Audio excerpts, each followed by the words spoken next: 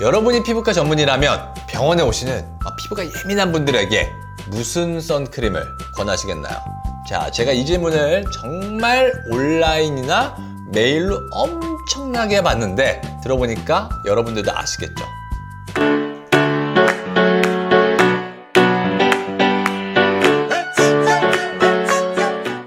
안녕하세요. 피부과 전문의 심현철입니다. 자, 오늘은 제가 선크림을 직접 발라볼 텐데 선크림을 선택하는 것부터 바르는 법에 대해 말씀드릴 테니까 잘 듣고 따라해 보세요.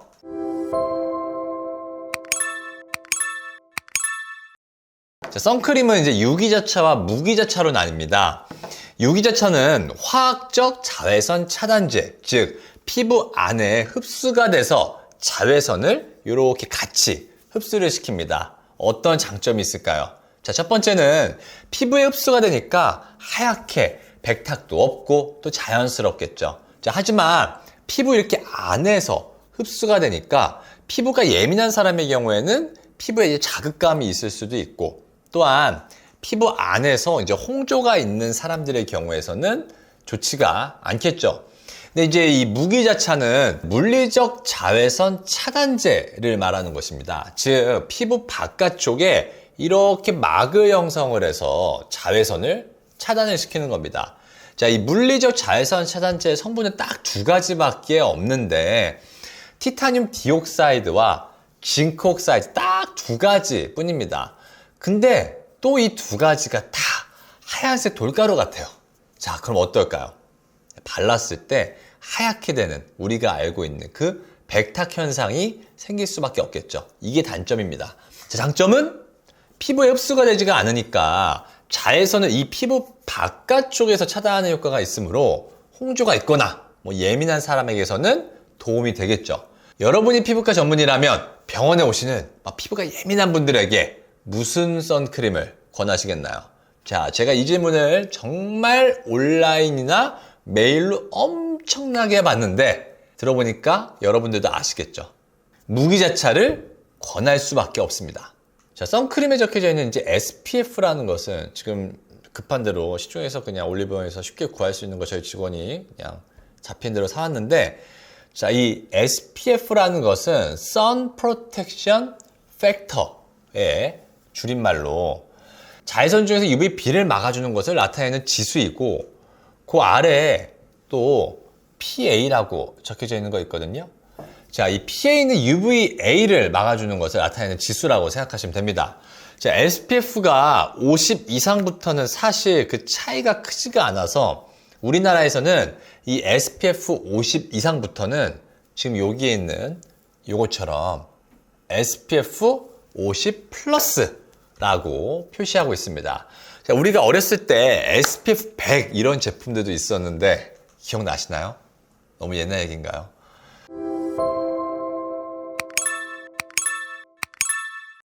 아까 언급했던 이 선크림의 SPF, Sun Protection Factor는 사실은 이제 피부에 제곱센티미터당 2mg 정도의 제품을 도포했을 때를 정의하는 것인데 이게 사실은 대략적으로 한 500원 동전 정도 크기입니다. 자, 손가락으로는 거의 이렇게 손가락 한 마디가 아니라 손가락 막 두 마디. 지금도 사실 더 해야 돼요. 손가락 이제 두 마디에 막 가득 찰 정도로 발랐을 때를 말합니다. 자, 근데 우리 일상적으로 이렇게 못 바르죠. 자, 실제로 이렇게 바르면 우리 막 가부끼 화장하는 사람처럼 막 사람들 다 쳐다보고 막 인스타그램에 올라오고 막 이럽니다. 자, 이렇게 못 바르고 실제로 짜서 발라보면 얼굴에 우리가 이제 티 안 날 정도로 이렇게 펴바르다 보면 이 얼굴에 있는 선크림의 유효 성분이 굉장히 감소하게 되고 또 발림성 때문에 이제 묽게 나오는 경우에는 또 이러한 자외선 차단 능력이 오래 가지를 못합니다. 또한 이제 땀이나 이제 피지 분비 같은 걸로 제품이 더 빨리 피부로부터 이제 벗겨질 수가 있습니다. 자, 그래서 우리는 현재 자외선 차단제를 자외선 차단제의 정의처럼 완벽하게 사용할 수가 없기 때문에 가끔 화장품 회사들이 12시간마다 지속됩니다 라는 말에 현혹되면 안 되고 3, 4시간마다 더 발라줘야 됩니다. 그래서 제가 이제 선크림을 발라보면 이제 손으로 적당량을 이렇게 짜서 얼굴에 이제 골고루 발라줍니다. 자, 무기자차 선크림의 경우에는 백탁이 심하다고 하지만 이제 아이온 옥사이드를 아주 미량만 섞여 있게 되면 백탁을 사실 어느 정도 잡아줄 수 있게 됩니다. 그래서 이렇게 이마랑 우리가 이제 양볼 그리고 입가 쪽까지 빠짐없이 발라줍니다.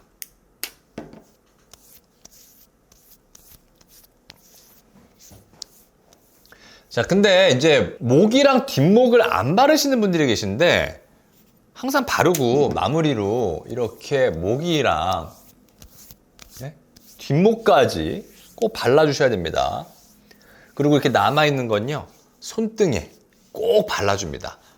사실 뭐 남아있는 게 아니라 손등은 따로 발라줘야 돼요. 왜냐면 실제로 병원에 이 손등에 흑자로 오시는 분들이 정말 많은데 흑자가 결국 햇빛 노출 때문에 생기는 것이기 때문에 이렇게 얼굴, 이마부터 양볼, 턱까지 빠짐없이 바르고 목이랑 뒷목까지 빠짐없이 발라주고 마무리로 손등, 반팔이라면 여기 앞부분 전체적으로 다 발라주는 것이 좋습니다. 자, 그럼 이제 야외에서 3, 4시간마다 덧발라줘야 되는데 그럼 어떻게 덧발라주냐? 우리가 화장을 안 할 수가 없는 분들의 경우에는 사실은 이제 화장품에도 이렇게 SPF PA가 적혀져 있는 것은 사실 이제 그 자체로 자외선 차단 물질이 포함되어 있는 것이기 때문에 따로 막 메이크업 돼 있는데 그 위에 선크림을 바르기 어려운 상황이니까 그냥 이 SPF가 포함되어 있는 쿠션 같은 것을 이제 3, 4시간마다 위에다가 덧발라주는 것이 좋습니다. 자, 두 번째로는 이제 화장을 안 하시는 분들의 경우에는 물론 가방에다 이런 선크림 같은 것을 준비해 주셨다가 또 이렇게 빼서 손으로 이렇게 짜서 발라줘도 좋지만 그러려면은 또 화장실 가서 손 씻고 또 이렇게 짠 다음에 바르고 다시 또 묻어 있으니까 손 씻고 이렇게 해야 하니까 제가 들고 있는 이런 이제 딱풀 같은 선스틱 같은 것을 구입을 하셔서 위에다가 쓱쓱 이렇게 덧발라줘도 괜찮습니다. 즉 선크림을 휴대하고 다니면서 매번 짜서 쓰는 것을 귀찮아서 차라리 안 바르는 것보다는 이렇게 이제 선스틱 같은 것으로 그 위에 딱풀 칠하듯이 이런 식으로 발라주는 것이 그나마 자외선 차단을 할 수 있다는 것입니다. 자, 근데 이런 선스틱을 바를 때 주의해야 하는 것이 바른 부위가 잘 보이지가 않습니다. 자, 생각해 보세요. 우리가 흰색 도화지 위에다가 이렇게 딱풀 바르면 어디에 딱풀 묻어 있는지 잘 안 보이죠? 그러니까 충분히 안 발라졌다고 생각하고 이렇게 겹쳐서 계속 발라줍니다. 네, 마찬가지로 목과 그죠? 그리고 뒷목도요. 사실 이렇게 해도 자외선은 완전히 차단할 수가 없습니다. 자, 우리 얼굴에 1만 개가 넘는 모공에서 계속 피지가 배어 나오죠. 거기에 또 땀샘은 또 따로 있거든요. 자, 그럼 땀샘에서 또 땀이 분비되면 또 희석이 되죠. 이 피부 표면에 있는 선크림들 당연히 희석될 수밖에 없고 또한 우리 얼굴에 손 이렇게 닿으면서 막 안경 끼시는 분들 안경 고쳐 쓰면서 아니면 눈 좀 비비면서 아니면 이제 긁으면서 마스크 빼면서 이렇게 자외선 차단 물질은 당연히 완전 자외선을 차단할 수가 없습니다. 제가 가끔 원장님 제가 정말 선크림을 막 엄청 열심히 발랐는데 왜 기미가 올랐을까요? 왜 색소 침착이 됐을까요? 하시는데 어쩔 수 없습니다. 할 수 있는 선에서 우리가 최선을 다해보는 것이죠. 자, 지금까지 도움이 되셨기를 바라며 더셀 피부과 심현철 원장이었습니다. 끝!